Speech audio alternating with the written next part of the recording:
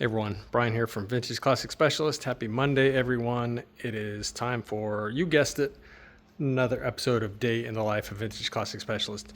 If you happen to be new around here, this is our daily, or at least the days we work, which is 5 or sometimes 6 days a week, updates on basically what we worked on that day. So with that, why don't we go ahead and talk about what happened around here today. So Rafa spent just a few hours on the green 68 today, and he spent also a couple, maybe 2.5 hours on the other 68, which was also extremely rusty, not unlike this one. You guys know what I'm talking about if you've been following the channel for a while. Anyway, so I think today primarily what he did is to finish the glove box, and it's like everything pretty much, guys, it's just way more work on a Ghia than it is on a Beetle to mount the release in there. Let's see if we can open this up and show you guys. So yeah, it's just a much kind of, I don't know, I almost want to say like fancier release lever than on a Beetle. So later Beetles also had a hood release inside the glove box like that, but it was a much more simple, just kind of like a sheet metal thing that kind of, attached on the side of the glove box there with a few rivets or screws. And but on the Ghia, it's this kind of molded plastic thing that mounts both on the floor and on the side, and it's just, I don't know, guys, Ghias are a lot harder to work on. So anyway, while to put that in, and I believe it's all hooked up and everything. So there you go. Yep, that was mainly what he did today, was finish the actual mounting of that release mechanism on there, and then mounting the glove box and the release handle on there, and then routing, of course, the release cable itself all the way up to the mechanism here, which of course we had zinc plated at some point in time. So there you go. Yeah, lots of work just to open your hood, but it's kind of what it takes on these. Anyway, so that was pretty much what he did on this one. Like I said, he only worked a couple hours on it, few hours. The rest of the time, and I'm not going to go out there now because my paint and body guy Rene is actively working on it. But Rafa was working with him, and by him I mean Rene, our paint and body genius. And they were basically checking the windshield opening. And so they actually took a windshield with a seal and the trim and test fit it on. Again, I'm talking about the other 68 Ghia, which, this one's a 68, so it's kind of good for illustration. But yeah, they actually got the windshield in there with the trim and everything, went in pretty nice. And because I have described it, I don't know how much I've shown you guys, but basically we're grafting the more or less like the front sheet metal, so fenders and this area here and the nose from the original, from the owner's 68 onto basically everything body-wise from here back from that donor car that I showed you guys that had been smashed in the front.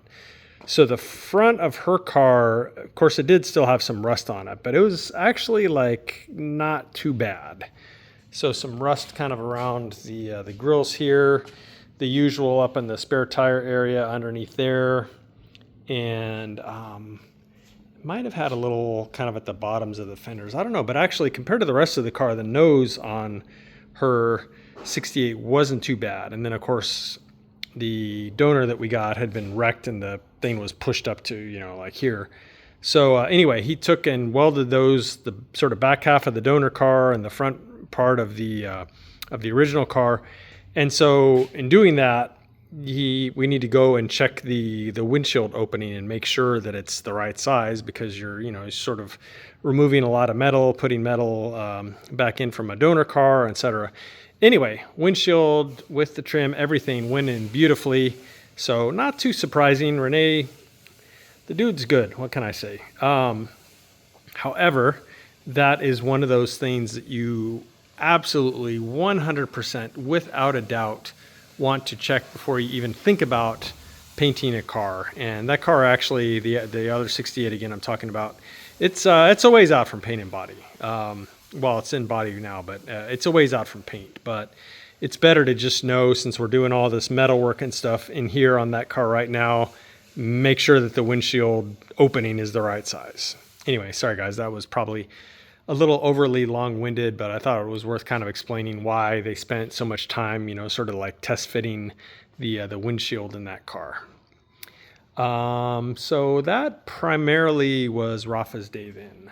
268 Ghias today for Mr. Rafa. So let's see what I did. Jacob was out today, by the way, so he wasn't here. But I finally went ahead and built the doors on the Baja Bug. So all the windows are in this car now except the windshield. I did buy a new windshield. I've got it. I've got the seal. I've got the trim. Probably go ahead and put that in tomorrow. And then all the windows are in this thing finally. And then I'll go ahead and put we'll go ahead and put in the back seat, which is done. And the front, let's see. Actually, nope, take it back. Back seat's not done, so we can't put that in. Sorry, guys, I'm mixing my cars up here. But anyway, yeah, the covers are done, and we're still waiting on the 2 front seat bottoms to come from our supplier who rounds that kind of stuff up for us. But yeah, anyway, windows will go in, and then Santiago, our upholstery wizard, can start, you know, basically doing the seats for this car. But yeah, windows went in, not too much drama. I will say, guys, that the windows, or at least specifically the vent window on earlier cars, and by earlier I mean like 64 and earlier, is one of those things that's actually harder on the earlier cars than the later cars. On the later cars, the vent wing and its seal and this bar here are kind of like, they kind of go in as like a big giant assembly. And so you just kind of like shove the thing in there, shove it all the way forward, couple screws, and you're golden. On these, if I can open this with one hand, sorry guys, bear with me for a second here. On these, the actual seal here is a separate piece that basically you have to shove. There's a post on this that it pivots on. You gotta start the seal. You gotta cut this opening here, put the seal on basically from here to, you know, in here somewhere, shove this down in it, and then with it still peeled back up here, there's a couple screws that hold the hinge up in here to the door.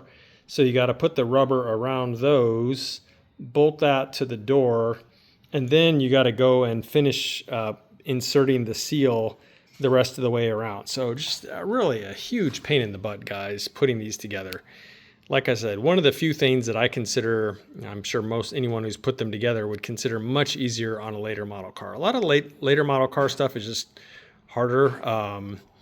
But yeah, on earlier cars, 64 and down, pain in the butt. Once you get that together, the rest of it's not particularly bad. And this part and the regulator may actually be easier in some way, but this more than makes up for it, guys, putting the vent window assembly together. Anyway, so everything is working good. A little stiff as we expect because all the seals and everything are new, but goes up and down very smooth and so on. So yeah, a little bit of progress for this baby. All right. So other than that, I did turn my attention briefly to the red 57 Euro hot rod here and started working on the front of the car a little bit. And I went ahead and put in a new German coupler. Remember, if you saw the video where I had an exploded red urethane coupler, that was out of this car. Again, we were trying to move the car around in the parking lot, just pushing it, not driving it, and all of a sudden it lost steering, and it was because that red urethane coupler literally exploded into like a dozen plus pieces. So I do have, I think, a tech tip on that. Check that out. If your car does have a red urethane coupler here, please remove it, throw it in the trash, and put on a real German one that has cloth embedded in it, so even if the rubber fails, you still have steering. So check that out if you haven't seen it, and look at your car if you're not sure. If it's red and urethane, throw it out and put in a real one. Anyway, so yeah, finally went ahead and put that in. His steering box, guys, look at that. It looks like it's all new, and you know, whoever built it or rebuilt it went and marked all the, you know, where all the screws were and stuff like that, so I guess they could tell if it was tampered with. But I don't know where this steering box came from, but holy smokes, guys, that's a lot of free play. So I don't know, I need to tell the owner, and again, I don't have any idea where he got the steering box from. That's a lot, guys.